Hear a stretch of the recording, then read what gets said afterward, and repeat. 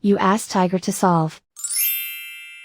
This deals with linear equations with one unknown.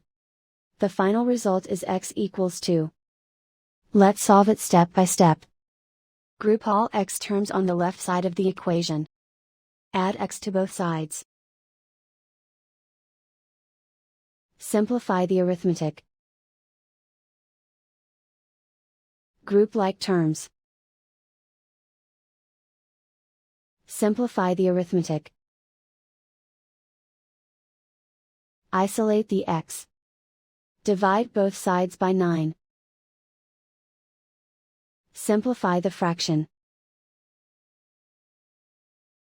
Find the greatest common factor of the numerator and denominator. Factor out and cancel the greatest common factor. And so the final result is x equals 2.